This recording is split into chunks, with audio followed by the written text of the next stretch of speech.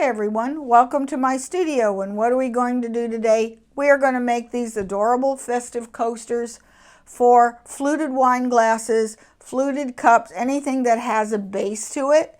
And this way it makes your dinner table much more festive. It's also great for buffets or when people walk around cocktail parties because they can just lift up their glass and carry their coaster around. I made these for 4th of July because I don't want anybody messing up a glass or patio table that I have outside. But you can make these with Christmas, Easter, happy birthday, whatever a holiday you happen to be celebrating. So this is easy to do and it's fun. I can do it in whatever size I want. This is for a 3-inch base and this one is for a 2.5-inch base, and you can make them for whatever size. Now, you can use the smaller ones and the bigger. They look kind of clunky. I like to make them, they're so quick to make. You just make one for every set you have. Most wine glasses are either going to be 2.5 inches or 3 inches. Problem here is this one barely fits, but I can't get it on. So unless I did use stretch fabric. This one I think is 2.5, and I made this one like 3.25 inches, so it's about 3/4 inch bigger. This one is 3 inches in diameter, so I made a 3.9-inch diameter coaster, and it goes on just fine. At least as long as it's about 3/4 inch larger than the base, you'll be okay. Did I mention this can be done on pretty much any machine? In fact, if you just want to sew circles, it could be done on a sewing machine as well. Okay, let's get started. Okay, for this project, we're going to need a few things. First of all, your wine glass or your fluted coffee cup.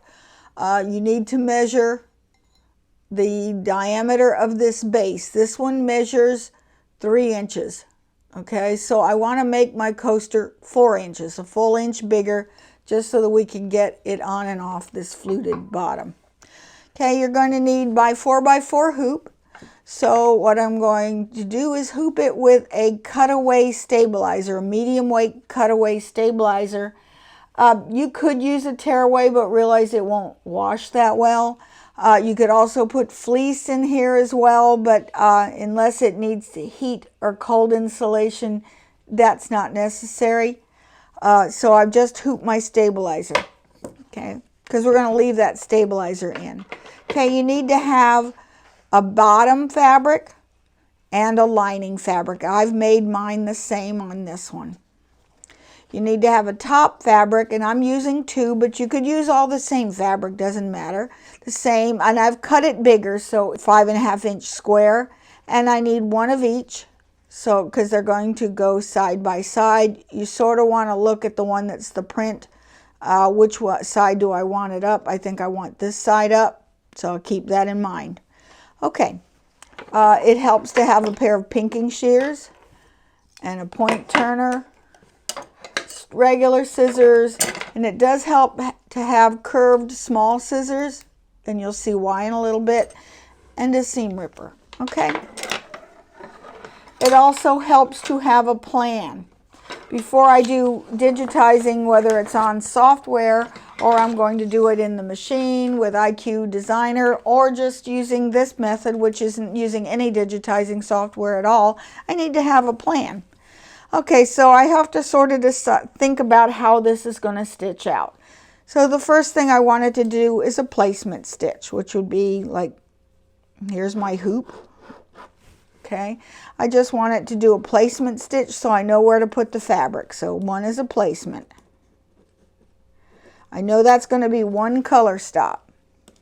Okay, and then I want it to put my bottom fabric down, and then I want to tack that down.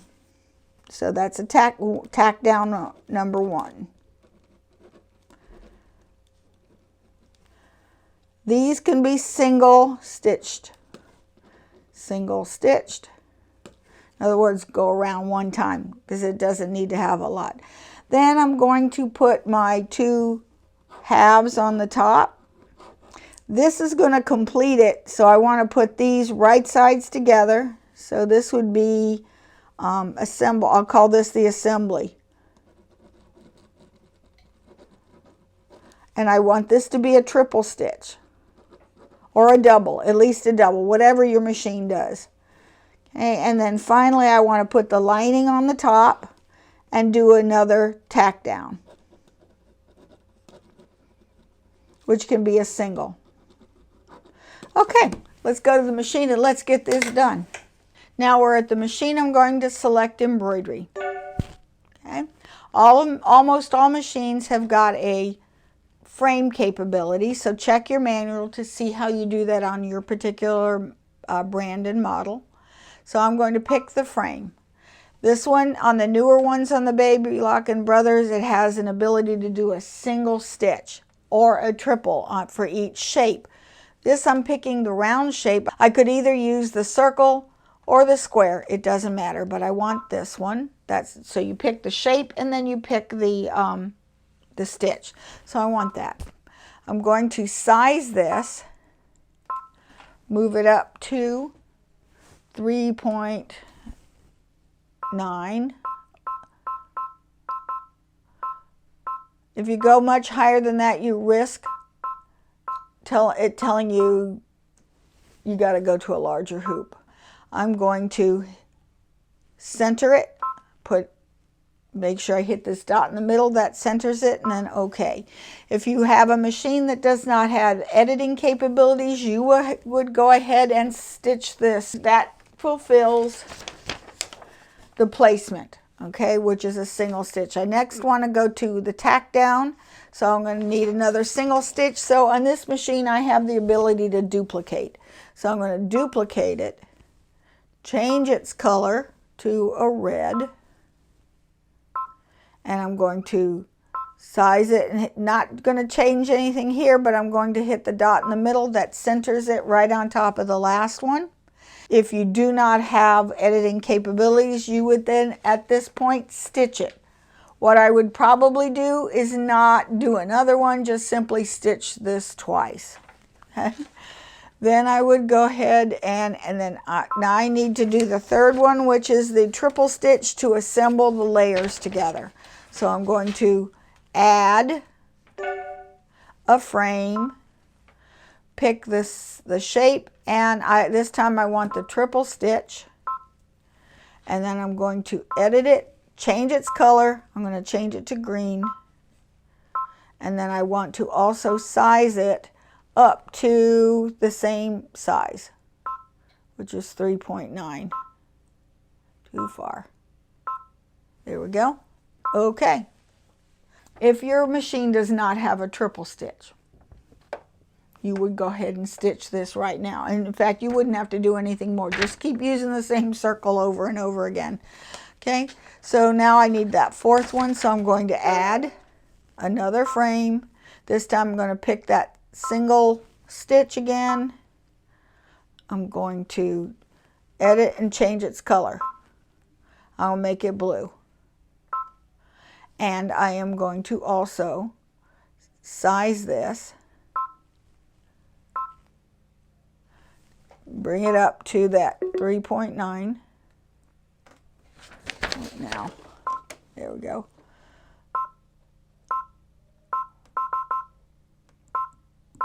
Okay, 3.9, okay. And everything's good. Now we're going to go to stitching. The placement stitches first.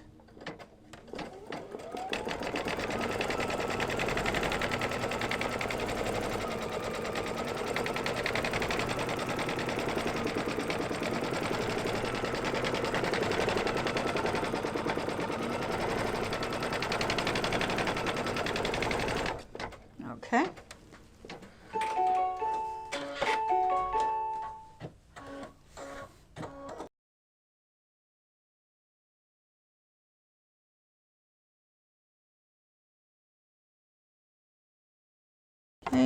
This is my back fabric, and it's directional, so I want to just be mindful of that and stitch this again.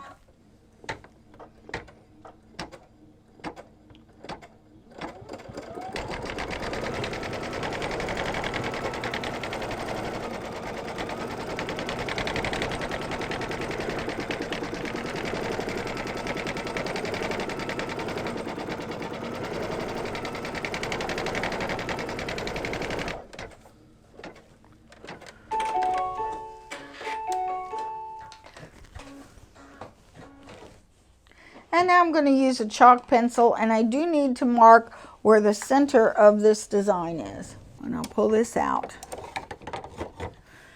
Okay.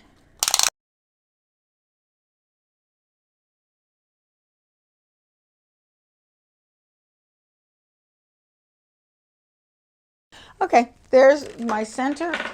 Because the next thing, this is my third color stop.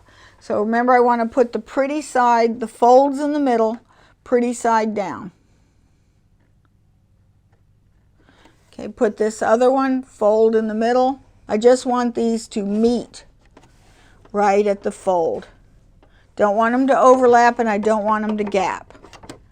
Now, if you don't have a baby lock, then you want to tape these together. But I don't have to with this machine. You'll see why. Okay, now this is going to be my tack down, and this is going to be a triple stitch. All right, now you can see that better. All righty, and now this is going to do that. I'm going to hold it, and I'm going to hold this button until I know everything is crossing where those folds are tacked down. Okay, it's cleared it. When it reaches this side, I'm going to stop it again.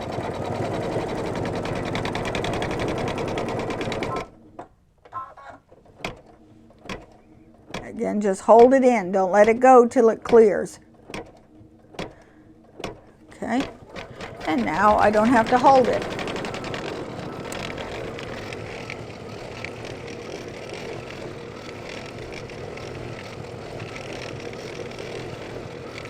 Okay, and the last color stop, I'm going to put the lining fabric down, face downwards, and stitch it. This again is a single, so I don't have to do too much.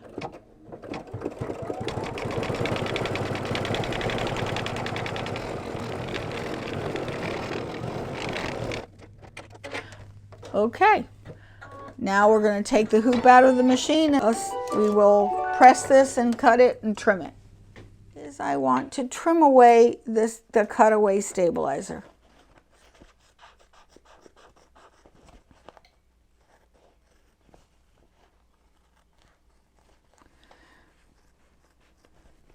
And this is just to keep some of the bulk out of the seam. Don't cut the stitches, just be real careful.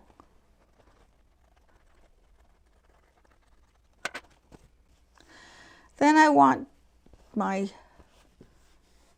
fold is right here, so on one of these sides I'm going to cut away some of the stitching. So I'm going to finger press this just to make it easier to turn. Same thing here. Just going to finger press it a little bit. And I'm going to start this by just removing some of these stitches with a seam ripper. I don't know how much I need yet until I start to take it out. Make sure I can pull that. Yep. Okay. Probably take you want to remove at least an inch or so of stitching.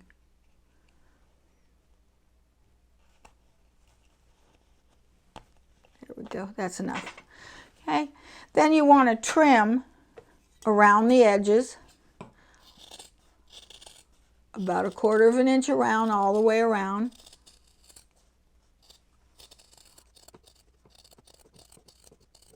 Okay, and then you're either going to clip all these curves about 1/8 of an inch in, or it is also helpful to have a pair of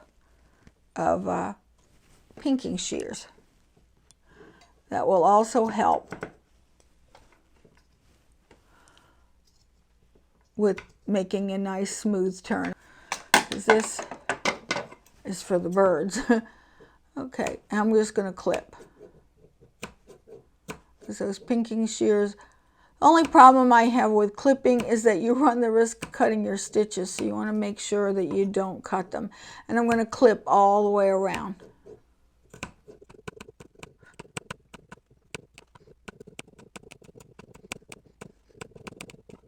Okay, now through this opening, Get some of this out of the way. I'm going to pull it through between the lining and the top. I'm going to pull it through. To me, these are always the hardest part.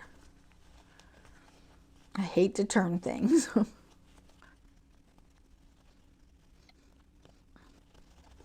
There. It helps to have a point turner to smooth out that curve.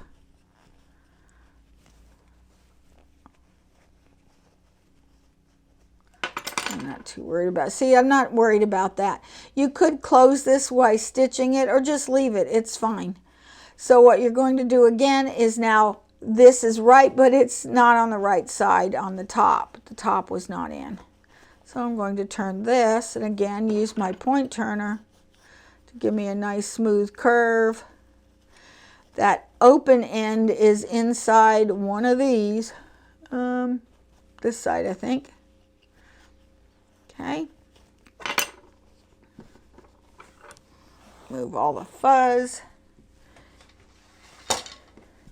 I'm going to give it a good press with some steam so that it's nice and flat.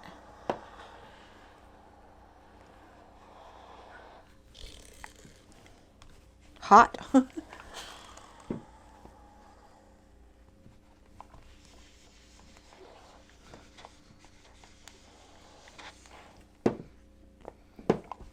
No, heat away chalk goes away really easy. And now that's finished. And now it's ready for your wine glass.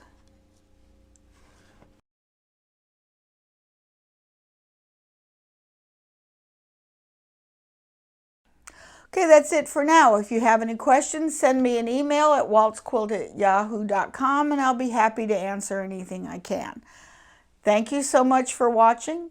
Be sure to like, subscribe, comment, and hit the notification bell. Okay, till next time, bye.